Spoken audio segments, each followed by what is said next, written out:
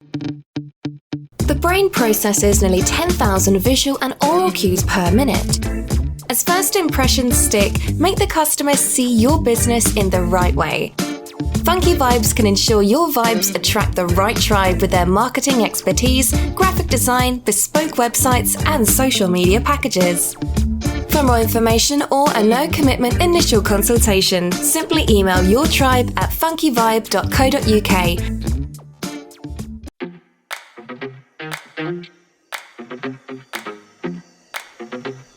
You're listening to Go Fish, exclusively on the Pod Station. Welcome everyone to episode 56 of the Go Fish Business Tips podcast. My name's Matt Pollard and my business is Funky Vibes Marketing. Joining me as always are my wonderful co-hosts. We have the debonair Mr. Chris Roxburgh of My Marketing Guy. How are we doing, Chris? Doing very well, thank you. Those 56 have just flown by, haven't they? Haven't they just? And the lovely Ishtar Ali of Ancora Interiors. Hello. How are we? I'm good, thank you. And yourself? I'm good. We're not alone anymore this week. Are we ever alone? I mean, that's a debate. That's a big as debate. to whether or not there's aliens. Indeed. And UFOs. I was simply referring to the networking discussion we had a couple of weeks ago, where it was just the two of us. Oh, of course. Okay. Right. Did you wonder where she was going with that as well? I did, because we were surrounded by people the last time we got together. Yeah. At the Liverpool Business Fair. But you had the lurgy last time we recorded, so are you feeling better, Mr. Roxburgh? I am feeling better, thank you, yes. Wonderful. Yes, it wasn't very nice for 4 or 5 days, but it wasn't COVID, but the other viruses are available. Yeah. If they'd like to be a sponsor of the show. So what is the topic that we're going to be covering today? Solopreneurs. Do you want to explain that? Because I can't even say it. Yeah. Solopreneurs is an interesting topic to discuss, I think, and one that will resonate with many people. So we're going to be talking about having that transition of working from coming from a big corporate environment or a small corporate environment, or working with a big group and then becoming a solopreneur, which means running a business on your own. So we're going to be talking about absolutely everything to do with how you manage your time and how you stay in a positive mental health and well-being frame of mind, and talk a bit all about what it's like from our experiences, basically. Indeed. Now, if the sound quality has changed slightly from what you're usually used to, we've got a temporary home, haven't we? Is it the Vincent de Paul Centre? We are at the Vincent de Paul in Birkenhead. We're going to be here for just a couple of weeks while we pitch up with our new recording area. So if the sound quality is a bit more Mr. Roxburgh, turn your phone off. What? That's definitely not me. Of course it is. No one else has the phone on. Fair enough. Proceed.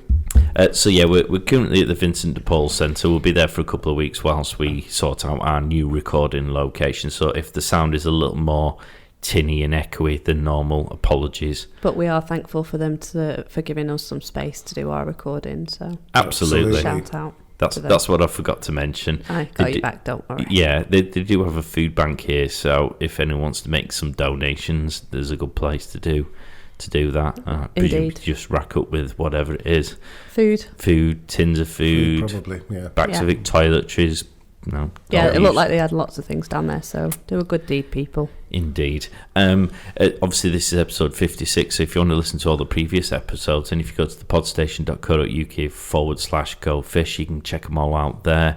There's links as well to all of the major podcast platforms where you can listen to them. If you subscribe every time an episode drops, and it's usually every fortnight, then it will automatically download onto your device of choice. We will very shortly have a Go Fish podcast website up and running. It is nearly done. Do you know you almost said all of that without taking a breath? Did I? Yeah, it was pretty impressive. I was watching. I was breathing out of my insert phrase here. Yes. Get in touch if you want to send us an email. It's gofish@thepodstation.co.uk. If you've got any questions, either for us or if there's any suggestions of topics. Yes, please. Send us a DM on social media. Yeah, if there's anything we've said that you want to pick up upon, that's always a good way of doing it. Reviews would be good too. Reviews, which you can do on the podcast platforms themselves, they are very helpful because it does make the podcast more visible to Joe Public or Joette Public, which, on the basis that this is designed to help people, would be in itself a good deed, yes. I feel. Yeah. And also you can check us out on social media. We're on all of the major platforms, so at LinkedIn, Instagram, Facebook, Twitter, YouTube. We post a plethora of stuff, and you can also DM us on there as well. You can slide into our DMs, as the kids say. And we'll slide back out. Is that really what the kids say? Hopefully kids over the age of 18. Right, moving swiftly on to our topic. So, topic for today, on the basis that Ish, you suggested this topic, perhaps you should lead us off here and perhaps explain why this popped into your head in the first place. Well, look, being a solopreneur is not an easy thing to do. We've all been in a situation where we have been part of larger organisations before, and I don't think anything really or anyone can really prepare you for that transition from that group organisation to just working solo. I think everybody has this dream that being an entrepreneur and working on your own and not having a boss is like the best thing ever, because you have all this flexibility and, you know, you can do what you want and you can be as creative as you need to be with what you're doing. But actually there's so many good things and bad things that kind of go with that, and I think through all of our journeys we've kind of had an exposure and had some experiences related to the good and the bad. So I thought that it would be really useful for small businesses to really understand a little bit more about our perspectives and our journey, in case it's helpful, I guess. So I think if we maybe start off with like how that transition worked for us, that might be a good starting point. Okay, so do you want to start with? Sorry, go on, Chris. Yeah, I think the biggest difference when you set up purely and simply on your own, opposed to in my case perhaps working with 30 people, it's literally the fact you have to do everything for yourself. You have all the hats to wear, and that dawns on you when you're setting it up. Where do I go for such? Oh, it's me. How do I do such? Oh, I've got to find out. It's not a question of asking somebody else with that speciality, could they do X, Y, Z, which I'm sure you two have been in a position to do in the past. It's doing everything yourself, and you have to get your head around that. You have to be prepared to wear very, very many hats, and be prepared to bite the bullet and pay for outsourcing one or two of the hats that you have no specialism in, such as law, accountancy, and others that'll crop up during the course of this podcast, I'm sure. Absolutely. But initially, law and accountancy are important when you're setting up. When did you become a solopreneur? And I suppose I would caveat this with not just you are just a sole person in the business. That might be that you start off there, but the business then evolves into staff, because, of course, you had a business which had a large number of staff, but presumably the business started from a seedling at some point, i.e. you were a solopreneur. You didn't just walk in one day and go, right, we're going to hire 1 million staff. Well, no, I was relatively lucky in that respect. And when I originally set up in 1995, I had 2 other co-directors with me, so the 3 of us shared that responsibility. But in around about 10 years ago, it was just me on my own, and that was a big difference from going from having the support of 2 other directors and 27 staff to nothing, just you, get on with it. And what sort of time frame was there between when you set up that business in 1995 with the 3 of you to when you hired your first member of staff? A couple of months. Okay, so during those 2 months, did you experience it as a solopreneur, or was it on the basis that you all had different skill sets that you could draw upon that made life different to when you set up My Marketing Guy, when you are literally on your own? Absolutely, Mark. We all did have different skill sets. So it was a totally different animal to working purely as a solopreneur, which is both scary and exciting at the same time. Okay. And Ish, what was your story? How did you go from where you went from to the solopreneur definition? So in my function, in my previous corporate function, I was head of HR and head of corporate projects, basically. So I had a really good understanding of how a business functioned, because I was basically the number 2 to the CEO. So I'd worked very closely across multi-functions. So then starting my own business, I felt almost a bit more confident that I kind of had a good understanding of what accounting is, especially because I was HR. I write the job description, so a little bit like I know what the role involves, and I might not know technical stuff because I'm not a technical expert, but I kind of have an overview. But honestly, similar to what you said, Chris, I mean, it's an absolutely different ball game when you have to be the accounts payable person, the accounts receivable person, the contracts administrator. I mean, what the hell? It's like really scary. And again, really, really like similar to you, Chris, that, you know, when you're starting off, the number of hats that you have to wear is really, really overwhelming. So although I had 15 years of corporate experience at a high level where I understood what functions were, it was a massive transition to kind of then having to do and outsource it where it was required. Okay,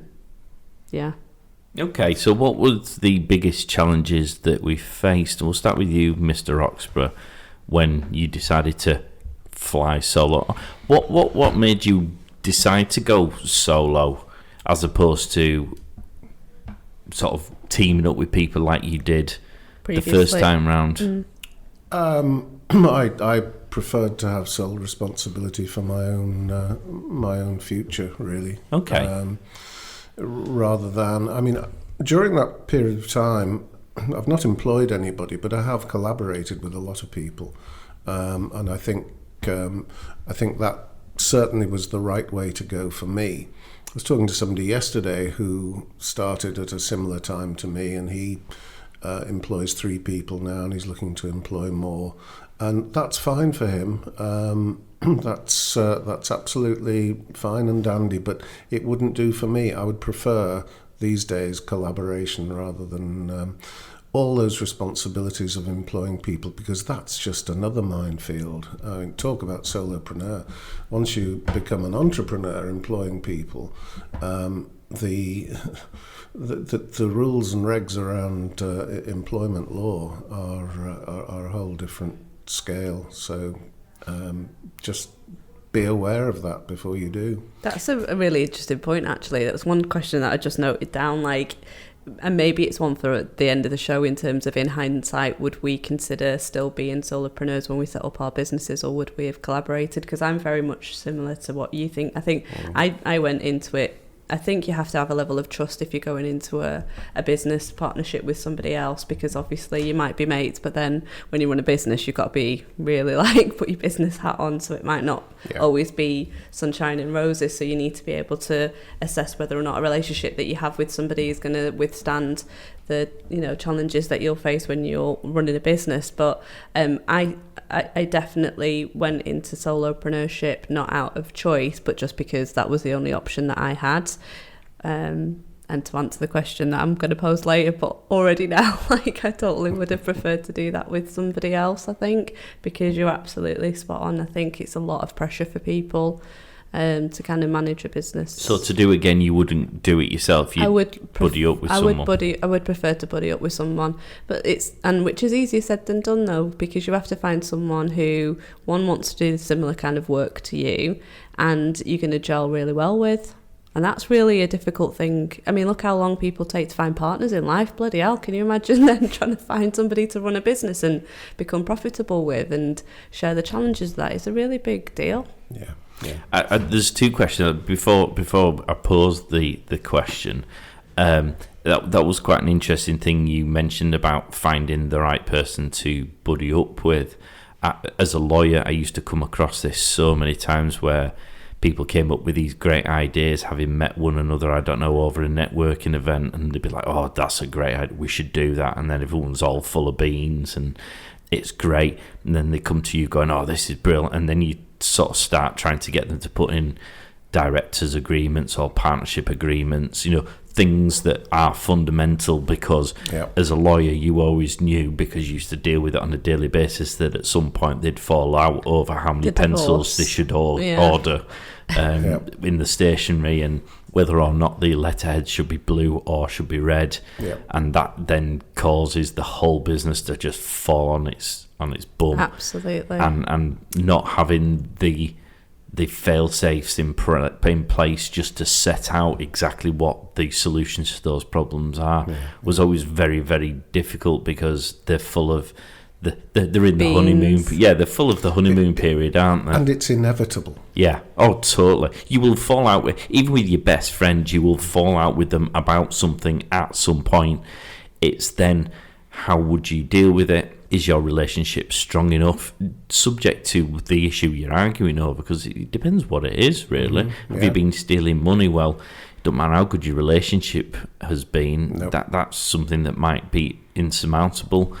Is it just, should we hire or fire a member of staff? Well, you might have a different opinion, and you might be able to talk it through and reach an amicable conclusion. If you can't, is there a piece of paper that says, if A happens, B or C are your options, and this is how it's decided?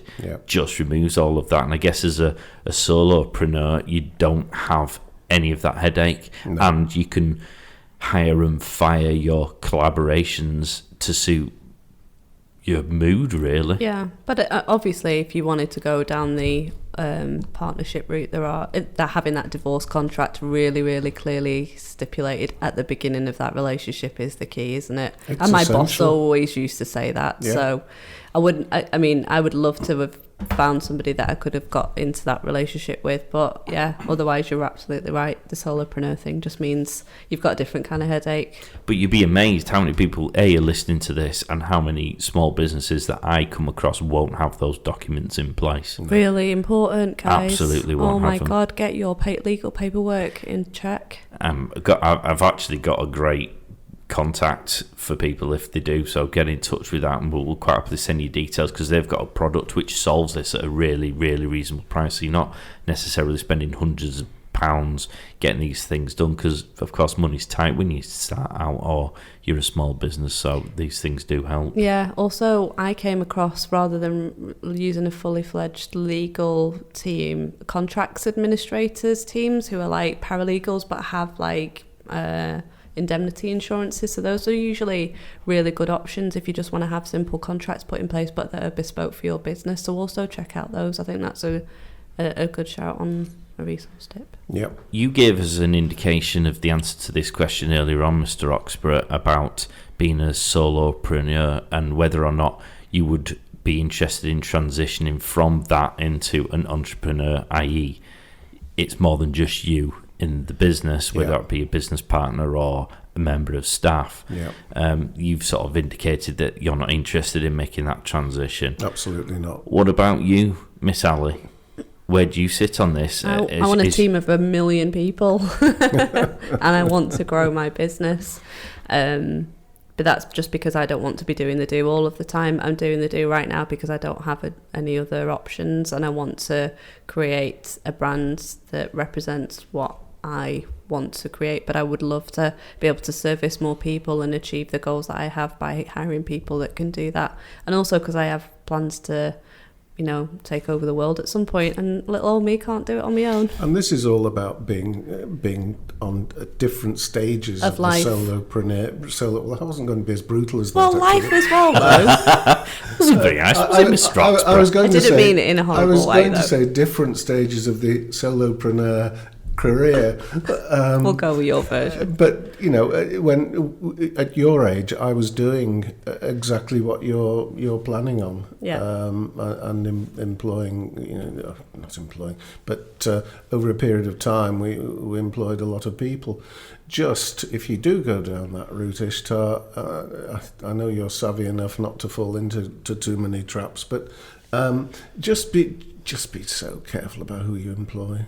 Yeah, it's a trust issue then, isn't it? I mean, it's quite interesting because we've got 3 stages here, because I've been a solopreneur who then turned myself into an entrepreneur, and then I've sort of revised myself back to a solopreneur again. So what I'm doing now in my business is much the same as I was doing when I set up my law firm, and that was largely, or rather the absence of staff was largely down to the fact that it was a new business and we were just getting everything into position.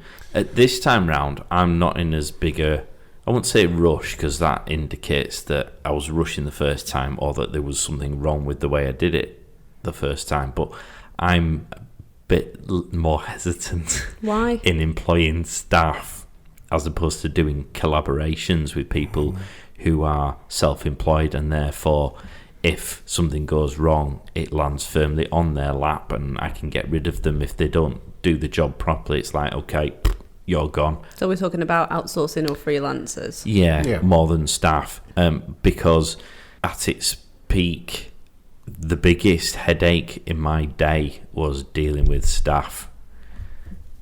It was checking their work, it was answering their questions, and I was going in before opening hours and staying after closing hours to do my work, with me doing pretty much everyone else's work. And I don't mean that as in they weren't doing work, but sort of dealing with the things that come up as part and parcel of them doing their job during that working day. The benefit was it did free you up, because you weren't all things to all people like you are as a solopreneur. So I had accounts person to do the accounting bit, business manager to do the business manager bit, I had staff to do the running the cases. What that then frees you up for being able to do is go out and get some work, or you're not all things to all people, although technically you still are, because you still have to check all these things. So the accounts people still give you the account stuff you have to look at and verify, but you're just not doing the same level of donkey work. You've actually got a greater responsibility, and your own work. So that's what it boils down to. So solopreneurs are us. Yeah, well, I'm happy to. I'm sort of still of the opinion where I would like to get people in at some point, or get it to a stage where I'm delegating more stuff than I am doing at the minute. But I'm not in any rush to employ people in the same way as I did originally, because paying people a wage packet each month doesn't seem to have the same incentive to get jobs done and to have them done to the same quality as I find at the moment in this area anyway. As a self-employed or a contracted person does. With my HR hat on, I would encourage any new business that wants to employ people to get an HR consultant in to make sure that you have the right processes and procedures and templates in place to deal with anything. Because at the end of the day, it's about the system that you put in place, isn't it? And an HR person, you are never going to be an HR person as good as you are with people. It's much more complicated than that. The interior design of a space can significantly affect your feelings and well-being. Ancora Interiors can help create an environment which reflects the message of your business, or design a living space which is a reflection of you, your lifestyle and taste. Providing both e-design and fully fledged interior design services to suit every budget. Ancora ensure that the look you want becomes a reality using a range of digital visualization tools to perfect the look of your space before a paintbrush is lifted. Check out ancorainterior.com for more information, or contact us at hello@ancorainteriors.com for a free consultation. No, totally. But again, you're going back to if you're a small business, you've just relatively recently set up. Do you have the budget for all of these things? Because you're still you go through that phase, don't you? Of are you all things to all people? What can you bring in as an expertise that you can afford? But you can have a consultant. At the end of the day, you need to form a good foundation for your business to grow on. So if you've not got the right accounting system in place or an accountant to advise you, if you haven't got the legal paperwork, you're on dodgy ground, you're on sand. And it's the same with people. People are going to be the biggest asset for your business. So you absolutely have to make sure, whether you think it is or not, people are going to be the successful failure of your business. So make sure you get expert advice on it. Okay. All right, question for you both. Are you a good news, bad news person first? Because I feel we should do the pros and the cons of being a solopreneur. So which do we want? Do we want to start on a positive or finish on a positive? Oh, let's finish on a positive. Ooh, okay. So Ish starts shaking her head at that one. You would get the good stuff out of the way. No, I'm saying to get the bad stuff out of the way so we can celebrate the good, yeah. Okay, right. So, challenges. What are the major challenges that you guys face as a solopreneur? Who should we start with first? Ladies first, perhaps, this time? Sure. Mental health. Can we talk about mental health? Yeah. It was a massive struggle, although I think this was exacerbated for me because I started my business 2 months before lockdown.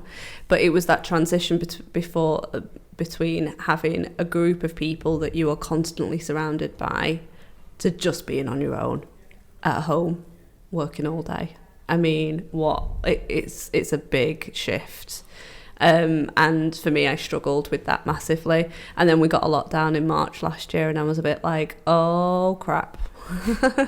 How do I talk to people now? So, I mean, even without that whole lockdown experience, I do feel that it is still a big transition, and you guys could probably say more about that. But maintaining a good mental health when you're going through all of the challenges of wearing your multiple hats, having really good days where you get leads, having days where you don't get leads, having days where you don't get business that you have quoted for, having days where customers are complaining about things, all of these things really take a knock-on effect on your mental health, because I haven't ever taken things massively personal, but since I set up my business, it's massively personal now, because I feel like people attack my baby when they talk about anything or anything goes wrong, and I'm thinking, oh man, what have I done? So for me, mental health is something that's really important, and I've been much more conscious about since I've started my business. But what about you guys? Yeah, 100%. I think you started at a very difficult time, Ishtar. When I started, there was no such thing as lockdown or COVID or anything like that. So we're going back 9.5 years. And I knew that for my own sanity, if you like, I needed a support team around me. I needed to be able to sound off to people or to discuss things with people. And I've never been one for discussing business at home. I do like to keep home conversation and etc. separate from work. So I don't offload to my wife and the kids when they were at home. But what I did do was join a networking group, and I found there people who were in a very similar situation to me. Some were further down the line, others were approaching it. They were in perhaps Mark's situation, thinking about taking the leap from an established company to go solo. So there was a lot of support and friendship there, and you could talk things through with people who knew, and I think that talking is so important for what you would call your mental health. And you didn't have that. You didn't really have that. No. That advantage with. Well, that's why the whole Zoom thing and people just jumping onto online networking really helped my mental health during that period, because it's exactly what you said. If I didn't have that outlet of the peer group support, which was massively beneficial for my mental health at that time, I don't know how I would have survived without it. No. It was hugely important. What about you, Mark?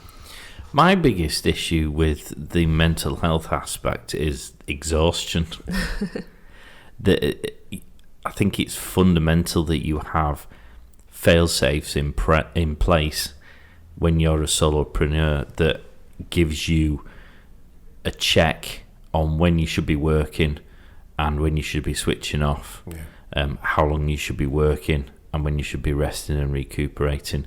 Because when there is no fail-safes in place, you can quite easily find yourself doing 12, 14-hour days, 7 days a week, and not even realise it. Or because you're so ambitious, or because you are so driven, or because you're so enthusiastic, or because you love the job that you do so much, you can easily find yourself doing things when you shouldn't be, and exhaustion just creeps up on you without any warning whatsoever. What I do, I love doing. I used to sit and do what I now do for a living at home after being a lawyer for the day. And I actually found it quite therapeutic to code or to design things when I was sitting in front of the telly in the evening. And it was almost an outlet for me to relax and decompress, even though it was still technically work.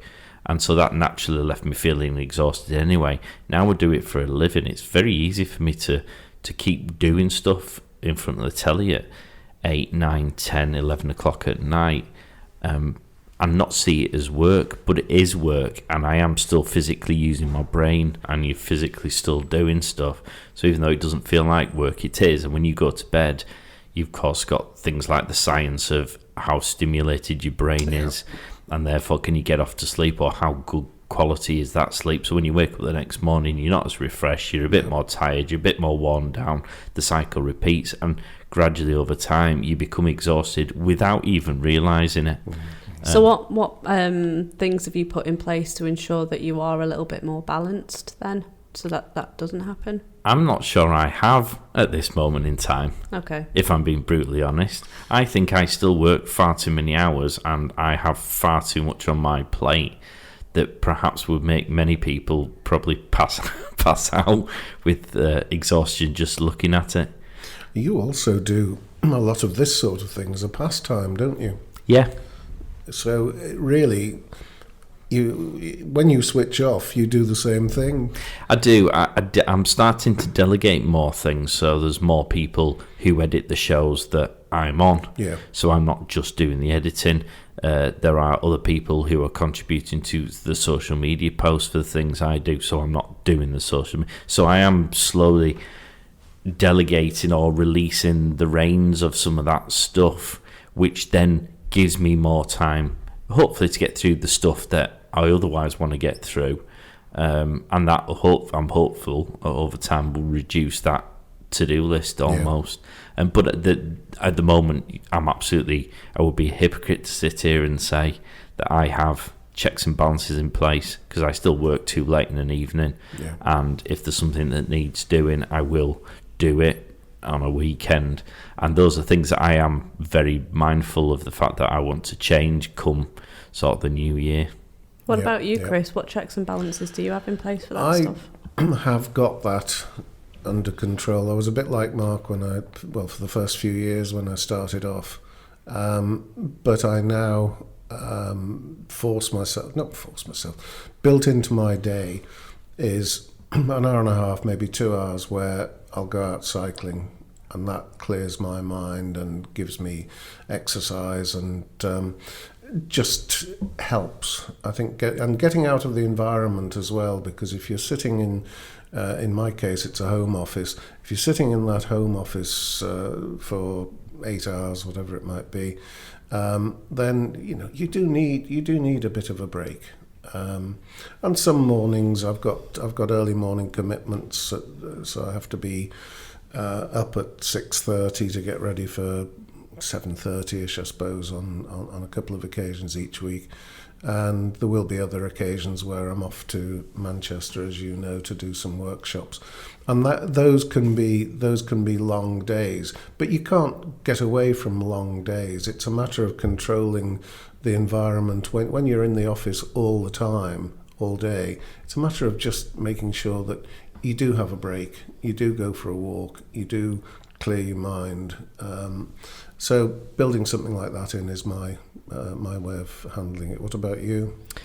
I don't know if I've got a massive handle on it. I'm I work weekends regularly when work requires me to do so. I know we get WhatsApp messages on a Sunday, don't we? We do. Oh, absolutely. Yes, we're well aware you work at the weekends. And I'm much more of and this goes on to the next topic, which is good about which we'll talk about productivity, because I'm much more productive first thing in the morning. So I'm a massive early riser. I'll be up at 5:30, get in the gym, do my workout, and be fresh for 7:30 and ready to start my day then. Oh, well, I'm very impressed. That just doesn't that make you feel totally insignificant? Come 6 o'clock or 7 o'clock, I'm done. I'm not productive at all after that, and I can't work really. I will work if I need to work, and I've very regularly, both in my corporate life and in my solopreneur life, worked past midnight to get a deadline met, because that's important. But it's not when I'm the most productive, and it's not great. But yeah.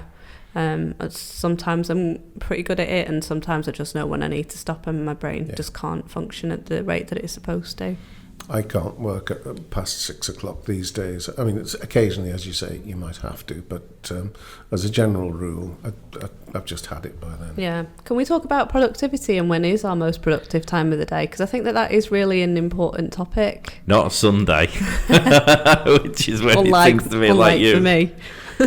When is your most productive time of the day, and how do you stay kind of... Well, I have to contradict Mr. Pollard here. I will do 2 or 3 hours on a Sunday, and those will probably be the most productive hours of my week, because there's nothing else to interrupt it.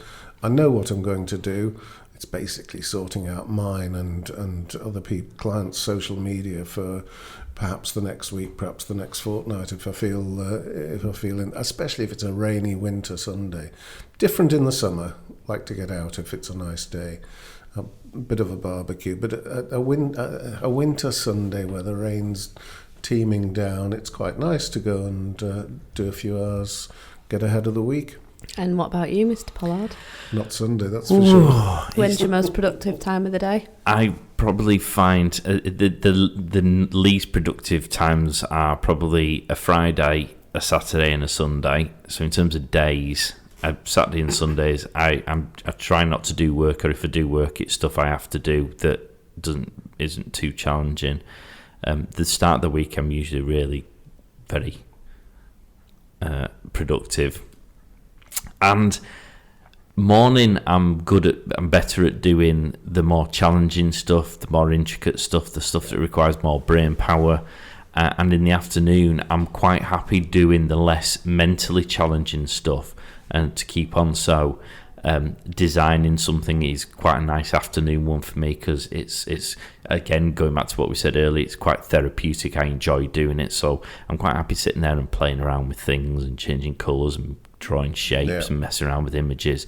But if I have to do, say, the building of a site, and there's coding involved, and there's changing settings and trying to figure out how something works, that's a morning job for me. And so I suppose mentally I'm more productive in the morning. Creatively, I'm quite happy to remain productive in the afternoon and evening. But I think because I do so much work and longer hours, by sort of Friday I'm relatively fried. So my productivity sort of Friday onwards reduces. If anyone's trying to get hold of me on a Friday, don't bother. Yeah. Okay, so we've talked about one aspect that might be perceived as a negative thing, which is the mental health thing.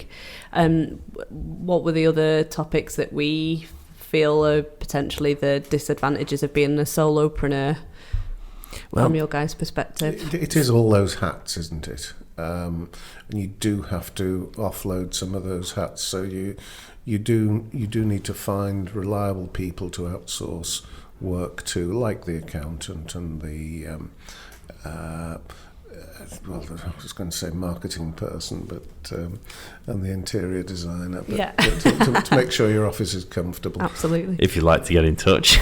Yes. Anyway, what about the financial pressures? Because that is big one for me. Self-employed people, you are solely responsible for getting the work in, doing the work, getting the invoices out, chasing the payments. Yeah. And if any of that doesn't function at its full capacity, you can find yourself with squeaky bums. Yeah. I mean, it's the scariest thing, really, isn't it? That you are not having a regular paycheck every single month, and it is based on you being able to generate leads and convert those leads into a sale. I mean, it's massive, and people aren't generally, natural salespeople like me. So I really struggle with that part of it. And we aren't natural people for chasing money either. Not at all. Especially the English. Hands up who finds that embarrassing. Me. Chasing for money that you are actually owed. I know. It's embarrassing that you're embarrassed about asking for the money. Yes. Yeah. Or will they be offended? They might take the work off me. Well, you don't want work like that, really, do you? If you're waiting for ages and ages for your invoice to be paid. Yeah. So, I mean, it's a sausage machine, really, because you have to get the work, you have to invest. Now, sometimes it can be time, but sometimes it has to be a financial investment. Yes. And then you've obviously got to try and get the work, convert it into a job, then do the work. There's an awful lot of facets that can go wrong, and that's ignoring the fact that every sector has a busy and a quiet period. Yep. I mean, in the marketing one, I tend to find that the summer quietens down because everyone's on holiday, so no one's really bothered. It does sort of build up towards Christmas and then after Christmas. And it's types of work as well. So in the new year, everyone's got those New Year's resolution lists. And all of a sudden, it's like, I've been meaning to do this for ages. Let's have a redesign. Let's do it. Yeah. And then it sort of tails off as you go towards the summer. Yeah. So if you're in the summer periods and you're naturally quiet, and whether it be you're not getting new work in or you've got work but the people aren't paying you, all of a sudden you're relying upon the money you've got in the bank to continue to cover your overheads or to pay your bills. Yeah. So always needs to be a bit of a cushion there if you can manage it, doesn't there? And the other thing a solopreneur needs to think about is the income tax bill. Do you two put money into a different account on a regular basis to cover the income tax bill? I mean, all my businesses are limited companies. Okay. Which sort of removes that. I still have to file a personal tax return, but the limited companies almost act in their own right. Which, so you're on PAYE then, are you? Yeah, I mean, it's all very well. As the business owner, I can pick and choose what money I take out. So, for example, the drone stuff has dried up during the lockdown period, so you wouldn't be pulling money out of that business because it wasn't generating the income streams that warranted it, really. So you sort of leave that alone. And it kind of gives you that flexibility. But then again, the reason why I have that luxury of not worrying too much about that during that period was because I had other businesses that were doing perfectly fine, and therefore, diversification. Yeah, that's a really interesting topic, though, isn't it? Because putting all your eggs in one basket is very, very scary thought, especially. It is, but what I've done is essentially trebled the amount of work I have to do. Yeah. I know, but the lockdown has taught us all about the importance of being able to be flexible, and we use the word repeatedly on this podcast about pivoting. And I certainly did that with what I've done now. Just to go back to the money thing, this is something that the solopreneur really has to consider. Do they go down the route that you've done, Mark, limited company, or do they become a sole trader like me? I'm not sure what's I'm your a limited state. company. You're limited as well. So I'm the only sole trader, in which case I file a self-assessment each year. So I have to have, and I would think quite a few solopreneurs are sole traders as well. I have to put money aside because there was one year where I just forgot that this is great. Look what I'm doing here. And then you got the bill. And then the accountant said, right, well, you need to put X in for January the 31st, and then there's July the whatever, and I'm thinking, where's that going to come from then?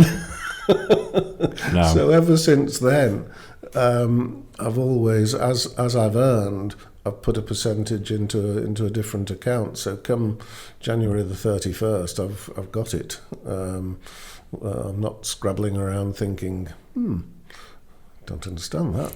But I think that's where the benefit of having an accountant on board, Yes. and having the accountant as one of your key people when you're starting off to help you plan and provision for costs that you will inevitably have during the course of your first, period, 1, 2, 3 years, whatever, until you understand what those costs are, is really important. Because it's one of those things that you just don't know what you don't know. Well, it's like everything. You don't know what you don't know, but yeah. But that especially comes for into the finance. topic we've discussed a couple of times. So Ep54 and episode 5, which was networking, which we've covered in terms of the benefits of that to a business. As a solopreneur, it's pretty vital, I would argue, because if you haven't got people in your business who have those expertise and those skill sets and that knowledge to help you run that business, networks are probably the closest thing you're going to get to that. Yeah, and building relationships. Yeah.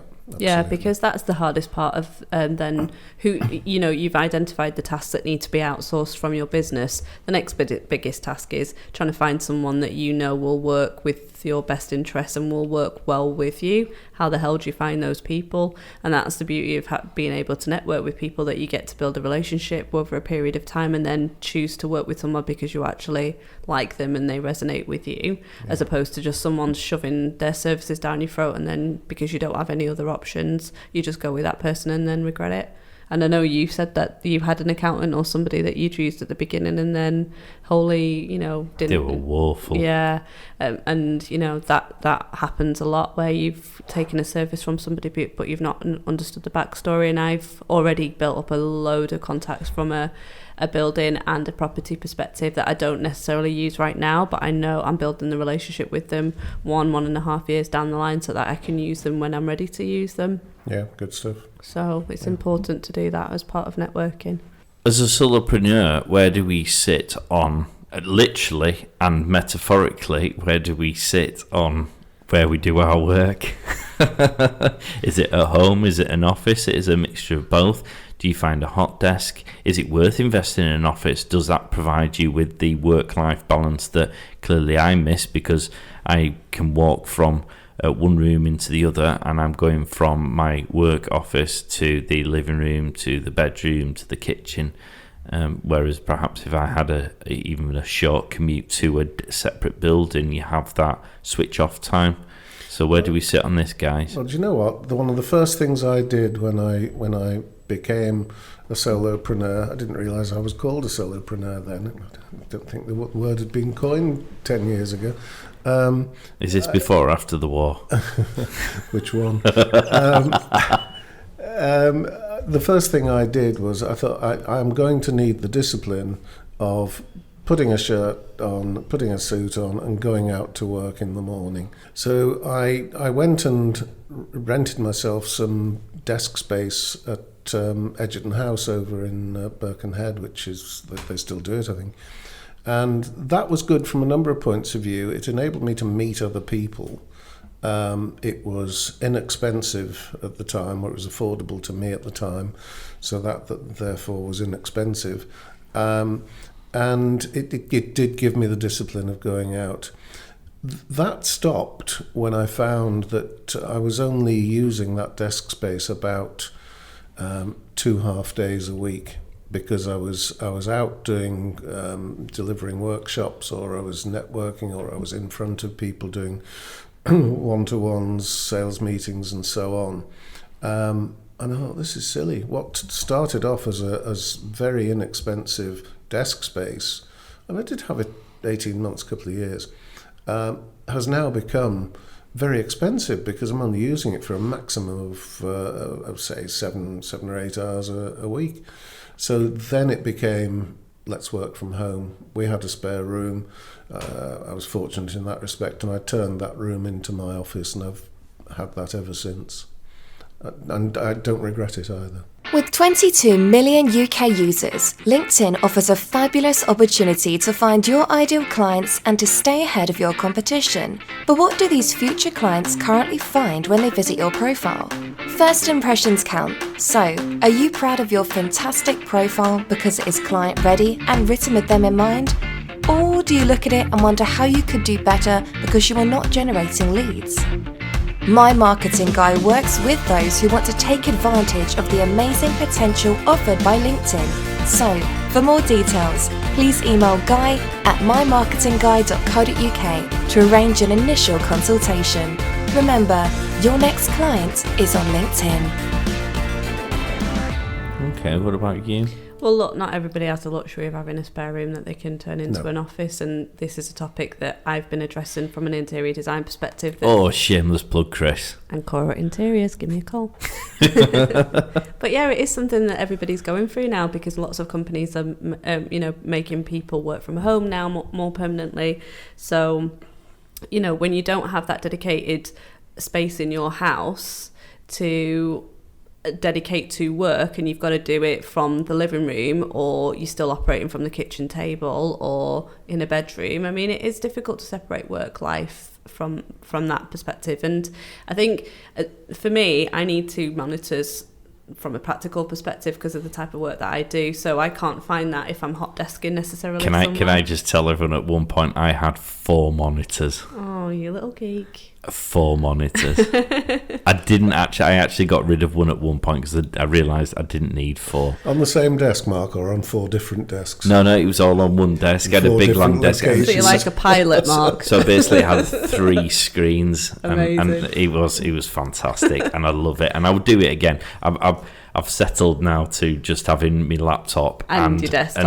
I'd have a nice big screen. Yeah, but I think that your setup and how you work kind of predetermines where you can work. So I think working from home a few days a week is great, because I have that ability to then work in a way that I like, and I like the fact that I'm not bothered by anybody, but I do find it difficult to separate work life. So if I can change it up and go and work in a coffee shop, or actually there's a lot of banks that provide hot desking space for small businesses. Yeah. Lloyds TSB do it, Virgin Money do it. No, I did not know that. So there are organisations that provide hot desking space for free. So if you are a small business and you want to just have that separate workspace, or at least for a couple of days, if not every day, then go and find out which organisations that support small businesses or run small business related courses offer that kind of support. But change it up. That's the point, I think, for me, and that's beneficial for the way that I work. What about you, Mark? I'm torn. There is an overhead to having an office, and I think it is a big commitment that you have to make. I sort of like the idea of sharing an office space with someone, almost essentially splitting the costs with people, but then you have to tolerate other people, which is easier said than done. And I don't mean that in a mean way, but that they're coming and goings, if they've got meetings, if they're in a chatty mood and you're not, you've got stuff to do. There are some fundamental challenges that you would face doing that. Having an office for just myself, I've had a couple of offices with my previous business, and they were great for having that work-life separation, and I was very happy having it. But having our work from home, I'm perfectly fine doing it, and would actually be perfectly fine continuing to do it, save it makes it a bit more difficult for me to separate my work-life mentality. I need to find a way of switching that off. I'm quite happy working. I think the biggest challenge for me from working from home is the internet speed. That's because you live in the middle of Well, I know nowhere. that, but actually what I would recommend is if people are going to work from home, that they get a business internet system set up. Yeah, good advice. Yeah. So a lot of people will use their home broadband for their business purposes, but actually what you can do is you can say to the likes of BT, if they'd like to be a sponsor of the show, I want a business internet set up for this, and there's a number of benefits that I understand. Obviously, if anyone's an IT orientated, they perhaps correct me if I'm wrong, but my understanding is, for example, if there is a big usage of internet, so the lockdown's a great example. When everyone was locked in their houses, the internet was just getting absolutely bombarded with demand because people couldn't go anywhere, so everyone's getting streamed telly. All the kids were homeschooling as well. But businesses get priority on the bandwidth. to keep the economy going, and therefore by virtue of the fact that it's a business account, you would be getting a better broadband speed because you're a business. Yeah, brilliant tip that. And that for my business, that's quite important, because I deal with some pretty heavy files, whether it be video or audio or art files, and as a part and parcel of a business security, from a solopreneurship perspective, I back everything up on the cloud, but I have to upload it to the cloud in order for that to be the case, and therefore I'm reliant upon good internet in order to be able to do that. So Yes. I'm sort of torn. If you can afford an office, I would recommend having an office, because I do think there's a lot of benefits. But if you're in that grey area, if you're not sure your business is quite profitable enough to justify those overheads, or you're not ready to commit it, or actually you can't afford it, I wouldn't worry one iota. There's lots of things you can do by speaking to Ancora Interiors to set up your house in such a way where you have a clearly defined work area that... Or seek out those free spaces, like I mentioned, that are wholly available that people don't know about. The one thing I would highly recommend is, if you are going to work from home, have yourself a business address. Don't use your home address as your business address, because from a purely privacy point of view, people can Google your home address. They can think good luck finding me. Well, yes, yes, quite right. But it just adds a level of privacy if you have an accommodation address, which and they're freely available. I use one in Wallasey. But they're freely available. You can get them in Liverpool. You can get them in all the major cities and towns. Accommodation addresses where your mail will go to, and they'll forward it on to you for. And lots of accountants actually offer that as part of their services. So I use my accountant's address for that. Yeah, they do. Can we talk about some of the nice things about being a solopreneur? Well, I feel go on. But you get to be flexible. Oi, oi. Bend whichever way you want to bend. Oi, oi. But that's the beauty. Shall I leave the room? But I mean, that's one of the beautiful things about being an entrepreneur, but a solopreneur particularly, because you get to pick and choose when you need to have family time, or when you need to get some other things done. And then if you need to work late that particular night or over a weekend, then you get to do that. And I think that that's such a positive thing. If your personal circumstances need you to be, in certain places at certain times, or have certain responsibilities. So I think that's a big plus. I think if you're self-driven, Chris, if you're ambitious on your own back, there's nothing more exhilarating than being your own boss. No. Because you can do what you want, when you want, if you want, how you want. There's no checking with somebody to make sure it's okay. Nope. There's no arguing with somebody over how it should be done. Nope. It is you. It is you. And in the early days of solopreneurship, I can remember were you arguing with yourself in the mirror? Well, on a few occasions, the boss was horrible. I can remember on a few occasions going off for a game of golf and feeling guilty because I wasn't back in the office doing the stuff that I should have been doing. As you say, you catch up on that by working through the evening. So there was no need for me to feel like that, but I did. Have you ever? Has that ever? Oh, I feel guilty all the time with not doing stuff, but then a bit like you balance it out. So it's just like traveling. So. When I'm employed, I've been employed, I've had to tell people where I'm going and how long I'm going to be. And when you're out, you're wondering whether they think you're skiving, even though it's a meeting. So the meeting's booked in your diary for an hour, but it overruns because actually it turns out it's a great meeting. You get loads done and you're building some great relationships. So you come back to the office 2 hours late and you're wondering whether someone's been looking at the clock going, he was out a bit longer than he was supposed to be. And you don't have any of that. It's like, if I want to sit and have a 2-hour meeting with someone, in fact, if halfway through the meeting I think, sod this, I fancy spending the rest of the afternoon with these people because they're great fun. I can. Yeah. I just can, and it's a wonderful freedom to have.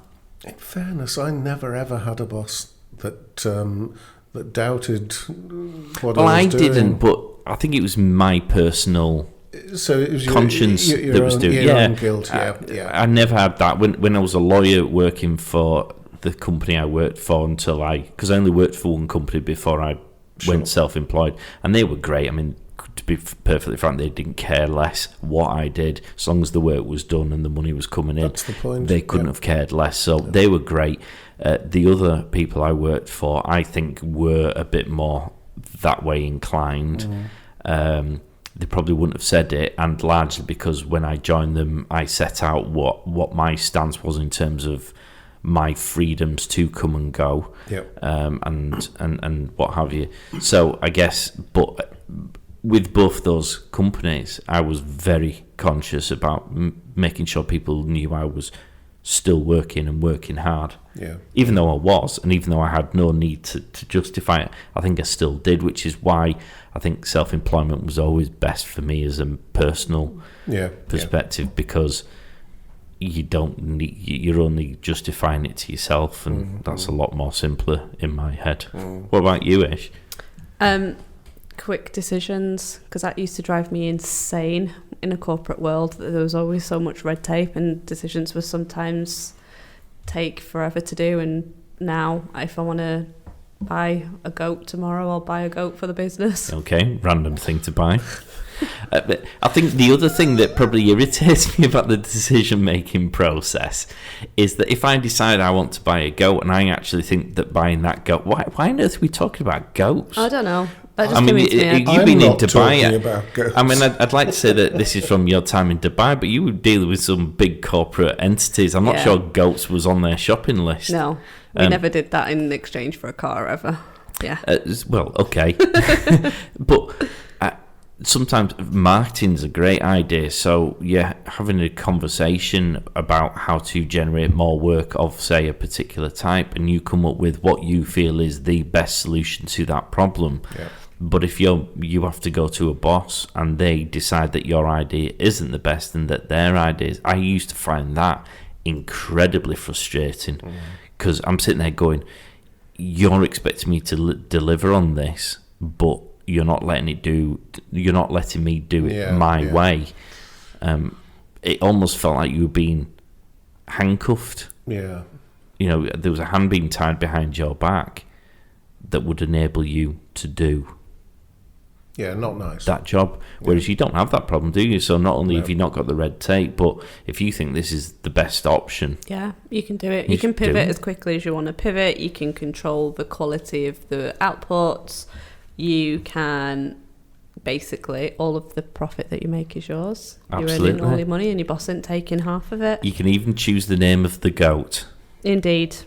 And which is another good thing. I mean, you get to learn at loads more than what you walk into as a solopreneur, right? So like now, I know more about bookkeeping than I've ever known in my life. And I think that that's a great thing, because when I hire a bookkeeper, I'll know what to look out for. You're absolutely right, and that's one thing we haven't touched on today. It's all the new skills that you pick up as a solopreneur, and that's a good example of too many to like. I feel like my brain exploded in the last 2 years with all the new stuff that I've learned, and I feel so much more knowledgeable about the business life. Not necessarily, I'm still growing my business, and I hope to grow it to a size that like I'm proud of, but like the amount of stuff that I now know is like tremendous, and that's a massive thing. I don't want to sound like I'm blowing my own trumpet, but when I come across or have conversations with people who are employed, like my sister, for example, brilliant at what she does, but because she's been employed all her adult life, when we have conversations, my knowledge and my skill sets are vastly superior. And I don't mean that to sound Yeah, no, correct. Did your sister listen to the pod? Probably not. But and that's not to say she can't do an amazing thing with her job. No, it's a different perspective, But she will need a lot more support from a lot more people to get answers to a lot more questions than I do, because I've had to do these things myself. I've had to learn what they are. At one point, I was very much in the same shoes as her. Yeah.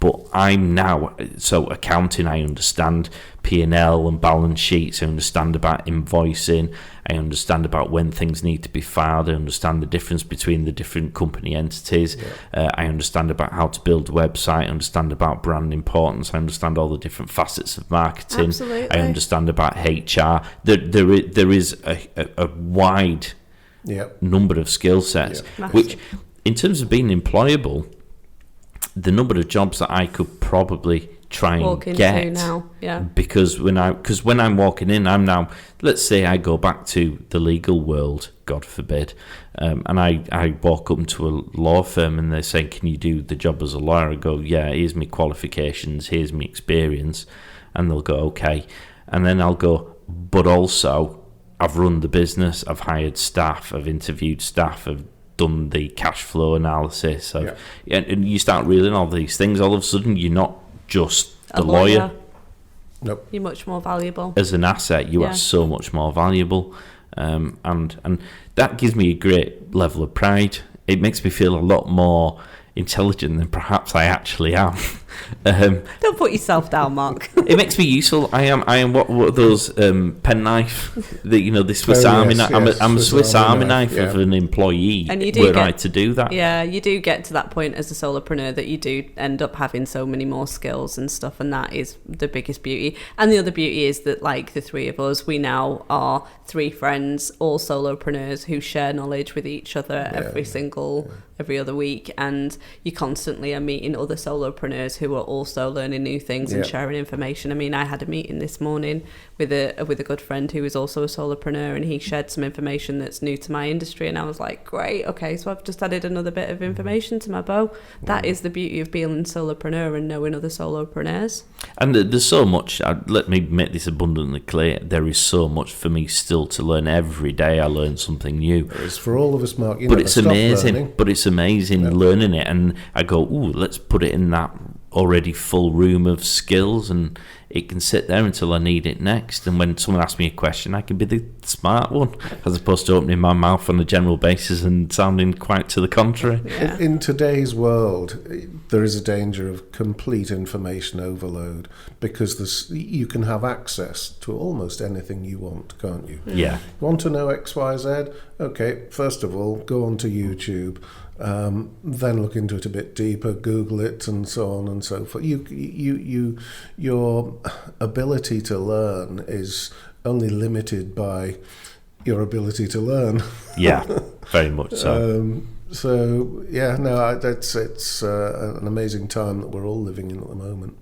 And I suppose have you got any more positive? Because I was going to say sort of the final one is that the longer you make, I mean, we were saying about all the headaches of the financial stresses, but when you make that dollar, it's your dollar. Oh, I think Ishtar's already touched on that. I did say. Oh, did you? But you can have it. I'm going to have it anyway. Yeah.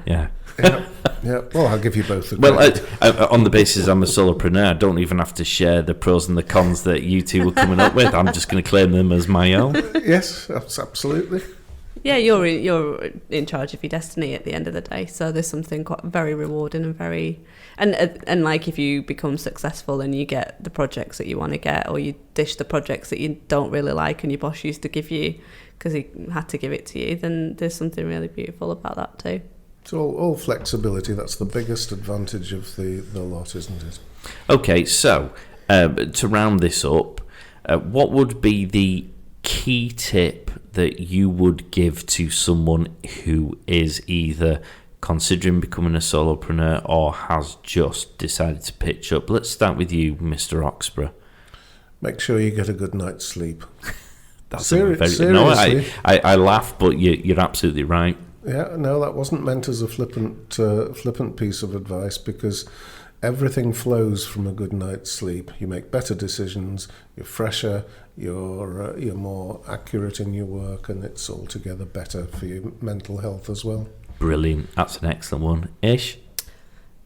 Be aware that there's a lot of organisations helping small businesses for free, and you have to really Google, to find if they'd these. like to be a sponsor of the show, go fish thepodstation.co.uk. Yeah, but like people like the women's organisation who we've met at previous exhibitions, universities like Manchester Metropolitan University in Liverpool, John Moores, and the University of Liverpool, who we've all met, University of Lancaster, all have programmes to help entrepreneurs. One Manchester provide free training, People Plus Enterprise provide free training, so just engage, and the banks as well are providing free training, so really get on places like Eventbrite and search for these free courses and organisations that will help you in your journey, and most importantly, listen to Go Fish, because we do this because of the love of paying it forward, and we have got good tips and advice, and there's 56 episodes now, so get on it. This has been quite a serious one, hasn't it? It has indeed. It's a serious topic, though, isn't it? It is a serious topic. It's a huge step to take. Yeah. It is a big step going from the corporate life to solopreneur life. But would we take that step again if we were to do it again? I was going to give my tip. Oh, sorry. No one cares about my tip. No, you're all right. Sorry, Paula. I've got nothing to add to this conversation. My bad. Go ahead. I would say that the irony of the topic that we're discussing, it's important to remember you're not on your own. You might be a solopreneur, but actually it sort of ties in a bit with what you said. There are networks you can build where you can get access to information. There are, whether it be staff that you then employ, or whether it be contractors and freelancers that you work with and collaborate with. It doesn't always have to be you and just you all the time. No. I think that's quite key. You can be friends with people. Yes. And they'll help you. Yes. Would we do it again? Would you do it again? Would you do it again? Let's start with you, Mark, because you were the last. Would you do it again? Would you leave your corporate job and be a solopreneur? Yeah. Why? I think so. I probably do things slightly differently, but that's the benefit of hindsight, experience, and all those skill sets I've mentioned that I now understand. If I was armed with the same information I am now and go right back to when I first took the step out in 2010, yeah, absolutely, I wouldn't with any hesitation. And I think, do you know what? The answer is just yes. The benefits I've enjoyed from the ups and the downs, the pros and the cons, are well worth what I've put myself through. Yeah. Chris? Yes, I'd do it again. Absolutely. I've enjoyed it. I have had the freedom and the flexibility that we've all spoken about over these last 10 years. And yes, I would do it again. And you? I think I'm a little bit on the fence because I'm still maybe a bit new. So I feel like if I had the option to maybe partner with somebody, I would probably like to partner with somebody if I found somebody that I would mesh well with. But in the absence of that, corporate life versus entrepreneur life or solopreneur life, I would choose solopreneur life because I like to be responsible for my own destiny. I mean, that was actually an interesting question that opened up and popped into my head, and you kind of answered it already. It was the question of, could you go back from being a solopreneur to be an employee if your hand was forced, so to speak? I couldn't go back to being employed because I think I'm probably now unemployable because I'm so used to working on my own for myself and having that freedom and flexibility that you inevitably don't have as an employee. I think I'm the same, and I think if needs must, I would just have to get over that. But it'd be a massive mountain to climb, trying to change your mentality of having to pull up with the red tape, having not been able to make the decisions, being told where you have to go and when you have to do it. I could see you being sacked quite quickly, actually, because you wouldn't like policy about this and that. Well, I think I absolutely take everything you say. I think I'm probably a double-edged sword. If you leave me to my own devices, you'll probably get everything that you want and way more. if you want someone who you want to control and micromanage, then yeah, I probably last about 5 minutes. And so it very much would depend on being able to find a company that allows me to function in that capacity as opposed to the other. Yeah. If anyone's out there, let me know. I'll put you on the just in case list. Have we done this topic? I feel we've covered some pretty good stuff. Yeah. That was a good session, yeah. Okay, well, if you think that we've missed anything, or if you would like to tell us your stories, share with us your experiences, then email gofish@thepodstation.co.uk or get in touch with us on the social medias. We'd love you to give us a review. That'd be much appreciated. Check out all the other previous episodes because there's loads of stuff there to help you solopreneurs, your entrepreneurs or general business owners, employees, students or otherwise really. Mr. Oxborough, I suppose we should, on the basis we're talking about solopreneurship, we should let people know where they can find us and how they can get in touch with our individual businesses. What a very good idea. Well, I'm on all the usual social media, LinkedIn, Facebook, Instagram and Twitter. Just look for My Marketing Guy, you'll find me. If you want to email me, and I'd love an email from you, the address is guy@mymarketingguy.co.uk. Please note there are 2 G's in the middle of My Marketing Guy because sometimes people leave 1 G out. And what about you, Ish? You can find me on Instagram, Facebook and LinkedIn under Ancora Interiors, or search for me on LinkedIn at Ishtar Ali. And there's only one of me, so you won't miss me. And Funky Vibes, we're on all socials. Check out funkyvibes.co.uk or email us at info@funkyvibes.co.uk. Simple as. Cool. Very good. Guys, thank you very much. It's been great. Very good. Thank you. Get social at Go Fish Podcast on Instagram, Facebook, and Twitter.